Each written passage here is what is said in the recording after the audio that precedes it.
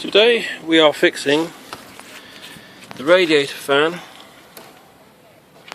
on a Vauxhall Astra 1996-1997 model. I think this is the 8-valve version. Now, the first thing to test on this vehicle, apart from the fuses, which are under the right hand side of the steering wheel, that's a 30 amp, is the fan plug down here. Pull that off, you'll have 2 pins in there, and you want to wire that up to a 12 volt source, which in this case we used the battery, and that told us that the fan was actually working. Now, cunningly stashed at the bottom right, down there you can see the wires, that is your radiator switch. Now if you pull that plug off, you have 3 pins on there.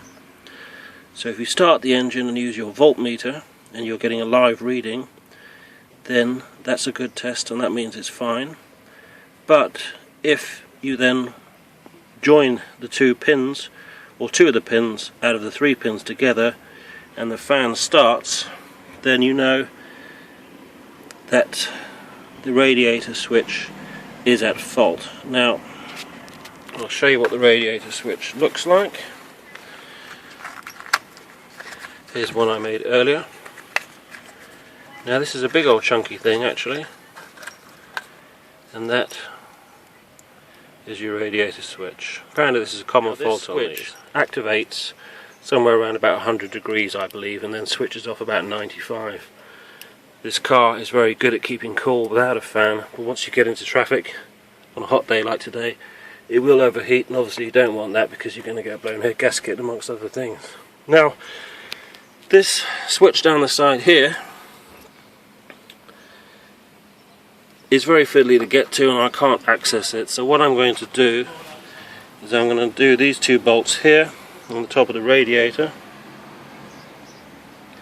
and I'm hoping that I can then lift up the radiator far enough to be able to access that bolt down there. And hopefully if I can even turn the radiator to the side a bit, I might be able to do it without losing any coolant.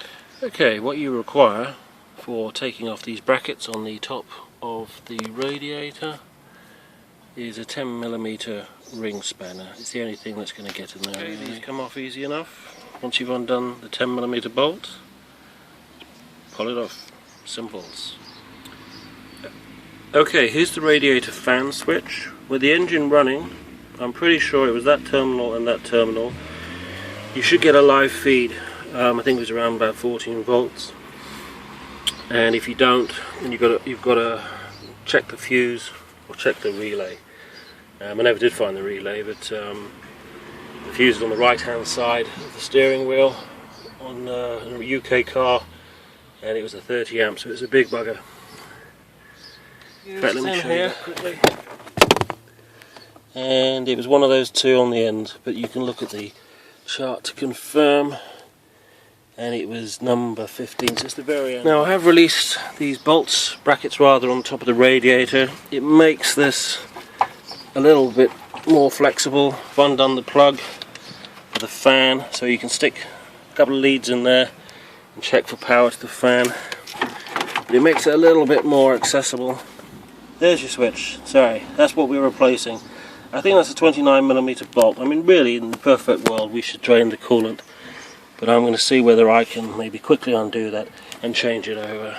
Bit amateurish, but you know, if I can do that without draining all the coolant and then just bleed the system. Now, as I said earlier, I didn't want to drain the whole coolant system because at the end of the day, you know, it's why make more work for yourself? Okay, it is pretty unprofessional, but we want this job done and we want it done quickly. Now, what I have done is I've released this pipe here, and I've tucked the pipe away. Okay, we've had a bit of coolant loss, but not a lot.